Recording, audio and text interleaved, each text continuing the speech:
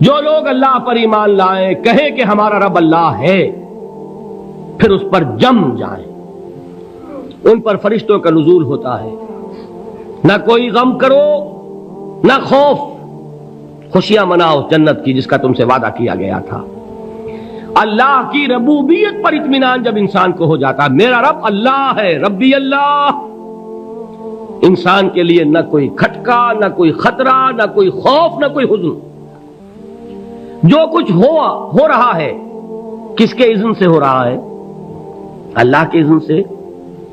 اللہ کے اذن کے بغیر پتہ تک نہیں ہلتا۔ یہ کوئی اندھا بہرا مادہ نہیں ہے جس سے مجھے کوئی خوف ہو۔ اندھا بھینسا چلا آ رہا ہو اس سے تو ڈرنے کا ہر انسان کو ڈرنا چاہیے، نہ معلوم کس کو ٹکر مار دے۔ لیکن نہیں، اس کائنات کو چلانے والا ایک سمیع و بصیر خدا ہے، وہ جو میرا دوست ہے، میرا ولی ہے۔ اللہ ولی الذین آمنوا یخرجہم من الظلمات الی النور۔ اللہ اہل ایمان کا ولی ہے، ساتھی ہے، پشت پناہ ہے، مددگار ہے، حمایتی ہے۔ بتائیے جسے یقین ہو جائے کہ اللہ میرا مددگار، اللہ میرا محافظ، اللہ میرا پشت پناہ، اللہ میرا حمایتی، اس کے لیے کوئی خوف ہوگا؟ اس سے کوئی ڈر ہوگا؟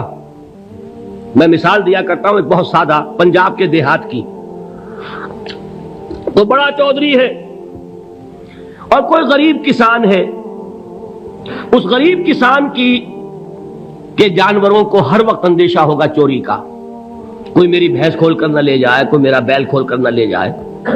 لیکن جس کے بارے میں یہ سب کو معلوم ہو کہ وہ جو بڑا چودھری ہے وہ اس کا دوست ہے، اس کی بچیا کو کوئی خوف ہوگا؟ اس کی بھینس پر کوئی ہاتھ ڈالے گا؟ اسے کوئی اندیشہ ہوگا؟ نہیں۔ کیوں؟ کہ وہ بڑا چودھری، بڑا اس کا یہاں کا سردار، جاگیردار، سب کو معلوم ہے وہ میرا دوست ہے، کوئی میرے خلاف اقدام نہیں کر سکتا۔ اس دنیا میں یہ چھوٹی سی بات اگر آپ کے دلی اطمینان اور سکون کا باعث بن سکتی ہے تو ذرا تصور کیجئے۔ میں لفظ تصور استعمال کروں گا صرف اس لیے کہ اس کا ہم جس کو کہتے ہیں ادراک اور شعور کر نہیں سکتے، اگر کے ساتھ کر سکتے۔ اگر یقین ہو کہ اللہ میرا مددگار اور یقین ہو کہ اللہ ہر آن میرے ساتھ ہے، پھر کوئی خوف؟ کس کا خوف؟ کوئی شے اللہ سے بالا تر ہے؟ کوئی قوت اس سے زیادہ طاقتور ہے؟ کوئی اس کے ارادے کو بدلنے والا ہے؟ کوئی اس کی مشیت کے آڑے آنے والا ہے؟ یہی بات ہے جو حضور نے فرمائی، یہ ایمان کا حاصل ہے لب لباب، کہ دیکھو اچھی طرح اس بات کو ذہن نشین کر لو، اگر تمام انسان مل کر تمہیں کوئی نقصان پہنچانا چاہے نہیں پہنچا سکتے مگر جو کچھ اللہ نے لکھ دیا ہو، اور تمام انسان مل کر تمہیں کوئی نفع پہنچانا چاہے نہیں پہنچا سکتے مگر وہ شے جو اللہ نے طے کر دی ہو۔ آپ پھر میں کہوں گا ذرا طاری کیجئے، اسے فرض کیجئے، اسے سوچئے، اگر اس حدیث پر ہمارا دل ٹھکا ہوا ہو تو کسی سے ڈر ہوگا؟ یہ مجھے نقصان نہ پہنچا دے، یہ میری رپورٹ خراب نہ کر دے، یہ میری انکریمنٹ نہ رکوا دے، یہ میرا یہ نہ بگاڑ دے، یہ میرے یہ نقصان نہ پہنچا دے۔ اس کا ڈر، اس کا ڈر، اس کا خوف، اس کی خوشامد، اس کے لیے جا کر طرح طرح سے اپنی عزت نفس کو ذلیل کروانا اس کے سامنے، یہ سب کچھ کیوں کرتا ہے انسان؟ جب سمجھتا ہے کہ اس کے ہاتھ میں میرا کوئی نفع ہے، اس کے ہاتھ میں میرے لیے کوئی ضرر ہے، یہ مجھے کوئی گزن پہنچا سکتا ہے، یہ مجھے کوئی نقصان پہنچا سکتا ہے، یہ میرا کوئی کام بنا سکتا ہے، یہ میری کوئی ضرورت پوری کر سکتا ہے، اسی کا نام شرک ہے۔ جہاں آپ نے یہ سمجھا کہ غیر اللہ کے اندر کوئی طاقت موجود ہے وہی شرک ہے۔ بتوں سے تجھ کو امیدیں، خدا سے نومیدی، مجھے بتا تو صحیح اور کافری کیا ہے؟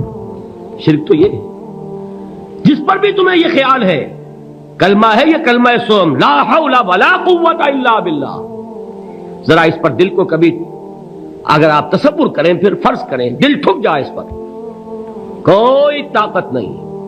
یہی بات تھی جو شیخ عبد القادر جیلانی رحمۃ اللہ علیہ نے اپنی وصیت میں اپنے بچے سے کہی۔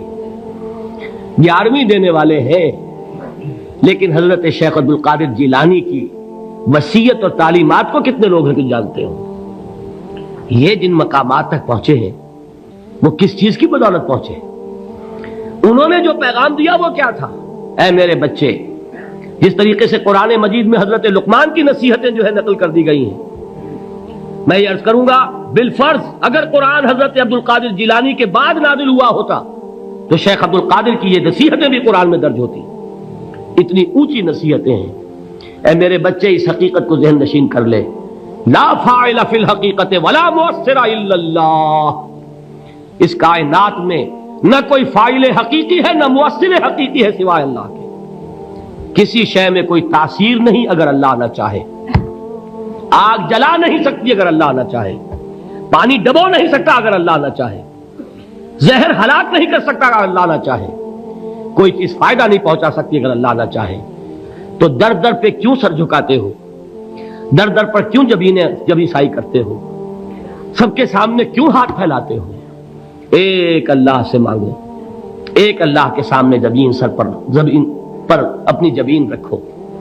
لا فاعل فی الحقیقت ولا مؤثر الا اللہ. نظر آتا ہے ہمیں کہ پانی پیاس بجھا دیتا ہے. پیاس بجھانے کی صلاحیت پانی میں نہیں ہے، اللہ کے اذن سے. کھانا بھوک مٹا دیتا ہے. بھوک مٹانے کی صلاحیت کھانے میں نہیں ہے، اذن رب میں ہے. دیکھیے یہی یقین تھا. حضرت موسیٰ علیہ السلام کا واقعہ یاد کیجئے. سامنے سمندر آ گیا ہے، قوم دیکھتی ہے پیچھے کہ گرد و غبار کا طوفان ہے. معلوم ہوا کہ فرعون اپنے لشکر سمیت آ گیا ہے. لشکر جب چلتا تھا تیز رفتاری کے ساتھ تو گرد و غبار کا جو طوفان اٹھتا تھا اس کا تصور کیجیے. اور لمحہ بلمحہ وہ قریب آ رہا ہے. پوری قوم نے کیا کہا؟ اے موسیٰ انا لمدرکون، اے موسیٰ ہم کو پکڑے گئے. قرآن مجید نے تو یہاں وہ باتیں نہیں لکھی ہیں، لیکن تورات میں یہ درج ہے کہ بنی اسرائیل جھگڑنے لگے، دست و گریبان ہو گئے موسیٰ کے ساتھ. موسیٰ ہمیں یہاں مروایا لا کر، اس سے تو ہم ہی بہتر تھے. وہاں کھانے کو ملتا تھا، زندگی تو تھی، بیگار ہم کر رہے تھے، موت تو نہیں تھی. اب جو کچھ ہوگا اس کا تصور کرو، جس طریقے سے ہمارے ٹکڑے اڑائے جائیں گے. تو لڑ رہے ہیں حضرت موسیٰ علیہ السلام سے. یہ تورات کی تفصیل ہے. قرآن میں صرف اتنا آیا ہے، پریشان ہو کر انہوں نے کہا انا لمدرکون، موسیٰ ہم تو پکڑے گئے. اس وقت موسیٰ کا جواب کیا ہے؟ کلا ان معی ربی سیہدین. نہیں، میرے ساتھ میرا رب ہے، وہ راستہ دے گا. بتائیے کہاں راستہ نظر آ رہا ہے؟ یہ ہے ایمان بالغیب. راستہ نظر نہ آئے تب اللہ پر یقین ایمان ہے. جیب میں پیسے ہوں اور تب دل کو اطمینان ہے تو ایمان کس پر ہوا؟ پیسے پر، اللہ پر نہیں. جب وسائل و ذرائع نہ ہو اور پھر یقین ہو کہ اللہ مسبب الاسباب ہے، وہ اسباب کا پابند نہیں ہے، وہ اسباب کا محتاج نہیں ہے، اسباب اس کے محتاج ہے. اگر یہ یقین ہے تو اللہ پر ایمان ہے. یہ نہیں ہے تو تمہارا ایمان اسباب پر ہے، وسائل پر ہے، ذرائع پر ہے، مادیات پر ہے، اللہ پر نہیں. اس وقت کہاں راستہ تھا؟ کوئی راستہ تھا؟ سمندر ہے اور ادھر سے لشکر آ گیا ہے. کلا ان معی ربی سیہدین. اب دیکھیے ایمان کہہ دینا آسان ہے، ہوا معکم اینما کنتم، جہاں کہیں بھی تم ہوتے ہو اللہ تمہارے ساتھ ہوتا ہے. لیکن اس کا یقین قائم ہو جائے تو زمین و آسمان کا فرق واقع ہو جائے. یہی بات ہوئی حضور کے ساتھ. غار ہے، چھپے ہوئے ہیں محمد الرسول اللہ اور آپ کے وہ یار غار ابو بکر صدیق رضی اللہ تعالی عنہ. اقبال نے حضرت ابو بکر کی شان میں چند اشعار کہے صرف، لیکن واقعہ یہ ہے کہ بھاری بھاری نظموں پر اور قصیدوں پر بھاری ہے. طویل ترین نظمیں اور قصیدے ہوں ان پر بھاری ہے. ہمتیں ابو بکر کی ہمت جو ہے، کشت ملت را چو ابر، جیسے بارش سے کھیتی اپجتی ہے، ابو بکر کی ہمت اور عظیمت اس امت کو اسی طرح سینچنے والی ہے. ثانیے اسلام و غار و بدر و قبر، وہ دوسرے تھے اسلام میں، دوسرے. پہلے کون تھے؟ انا اول المومنین، حضور فرماتے ہیں سب سے پہلا ایمان لانے والا میں. دوسرے ابو بکر. ویسے ہمارے ہاں یہ چلتا ہے اختلاف حضرت علی پہلے ہیں کہ حضرت ابو بکر پہلے ہیں، لیکن اس میں بڑی خوبصورت تطبیق قائم کی ہے علماء نے، اور بہت صحیح ہے۔ 4 کے بارے میں فیصلہ ہی مت کرو کہ کون پہلے ہے، ان کی ایک عجیب تقسیم کر دی ہے۔ آزاد مردوں میں، بالغ مردوں میں سب سے پہلے ابو بکر، بچوں میں سب سے پہلے علی، خواتین میں سب سے پہلے خدیجہ، اور غلاموں میں سب سے پہلے زید ابن حارثہ۔ بڑی پیاری تقسیم ہے، یہ چاروں ہی پہلے ہیں، ہر ایک کے لیے اولیت ہے۔ اور واقعہ یہ ہے کہ اگر زمانی اعتبار سے تعین ہوگا تو پہلے خدیجۃ الکبریٰ آئیں گی رضی اللہ تعالی عنہ، کسی اور سے بات کرنے کی نوبت بعد میں آ سکتی ہے، پہلے تو اہلیہ محترمہ سے بات ہوئی، آتے ہی پہلی وحی ہوئی ہے، ابھی تبلیغ کا حکم نہیں تھا۔ کس کو بتایا واقعہ؟ ابھی اپنی نبوت کی تبلیغ کا تو حکم ہی نہیں آیا۔ واقعہ کس کا ہے؟ وہ خدیجہ کا ہے۔ جب کہا ہے کہ خشیت علی نفسی، مجھے اپنی جان کا اندیشہ ہے، تو کیا جواب دیا خدیجہ نے رضی اللہ تعالی عنہا؟ وہ صدیقۃ الکبریٰ ہے۔ صدیقات جو ہے خواتین، ان میں چوٹی پر خدیجۃ الکبریٰ ہے رضی اللہ تعالی عنہا، اور صدیق جو مرد ہیں ان میں صدیق اکبر ہے ابو بکر صدیق رضی اللہ تعالی عنہ، لیکن صدیقات میں چوٹی پر۔ جب حضور نے فرمایا خشیت علی نفسی، کیا فرمایا، کیا عرض کیا، کیسے تسلی دی؟ نہیں، اللہ آپ کو ضائع نہیں کرے گا، آپ غریبوں کے ہمدرد ہیں، آپ مساکین کے تکالیف رفع کرنے والے ہیں، آپ بیواؤں کی سرپرستی کرتے ہیں، آپ مسافروں کی خدمت کرتے ہیں، اللہ آپ کو ضائع نہیں کرے گا۔ یہ یقین ہے اس خاتون کے اندر۔ خیر وہ ایک علیحدہ بات ہو جائے گی۔ میرے دل پر حضرت خدیجہ رضی اللہ تعالیٰ عنہ کی شخصیت کا بڑا گہرا نقش ہے، جو وہ کوئی اور ہی وقت اور موقع ہوا تو بیان ہوگا۔ بہرحال اقبال نے ایک مصرے میں جو 4 اولیتیں جمع کر دی ہیں، ہمتیں او کشت امت را چو ابر، ثانی اسلام و غار و بدر و قبر۔ اسلام میں حضور کے بعد پہلے کون؟ ابو بکر۔ غار میں حضور کے ساتھ کون؟ ابو بکر۔ بدر کی رات اللہ کا رسول سربسجود، وہ جھاڑ، وہ گھاس پھوس کی جو جھوپڑی بنائی گئی تھی، اور وہاں تلوار ننگی لے کر پہرا دینے والا کون؟ ابو بکر۔